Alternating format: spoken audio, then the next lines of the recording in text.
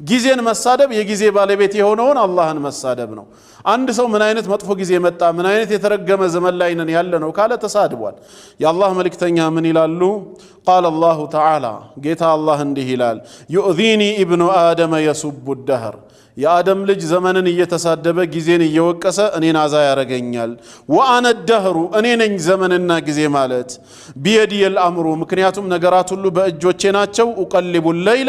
والنهار ለሊትና ቀንን አገለባብጣለሁ አለ ጊዜን መሳደብ የጊዜ ባለቤት የሆነውን አላህን መሳደብ ነው አንድ ሰው ምን አይነት መጥፎ ጊዜ መጣ ምን አይነት የተረገመ ዘመን ላይ ነን ያለነው ካለ ተሳድቧል የዘመን መጥፎ የዘመን እርግማን የለውም የሚያመሸውም የሚያነጋውም የሚያገለባብጠው አላህ ነው ጊዜን መሳደብ ማለት ሰሪውን አላህን እንደመሳደብ ነው وأنا الدهر እኔ ነኝ ዘመን ጊዜ ሲል አላህ ምን ማለት ነው بيدي الأمر ነገሩ ሁሉ በእጄ ነው أقلب الليل والنهار ቀንን ለሊትን ማገለባብጠው እኔ ነኝ ያለው በዘመን ውስጥ መጥፎ ሰዎችን ካየን መጥፎ ሰዎች ያሉበት ዘመን መጣ እንላለን እንጂ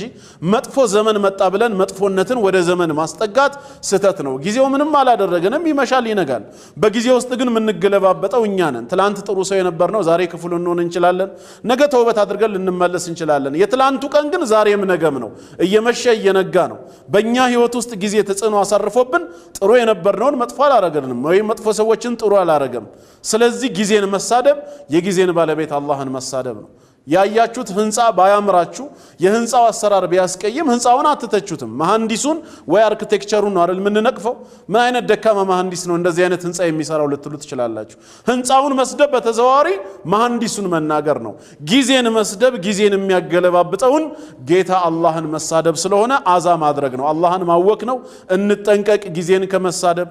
ምናልባት ዛሬ መጥፎ ሰዎች የበዙበት ዘመን ላይ ነን ትክክል ነው ድሮ ጥሩ ሰዎች በዝተው ነበር ነገር ግን የድሮውም ጊዜ ነው የዛሬውም ጊዜ ነው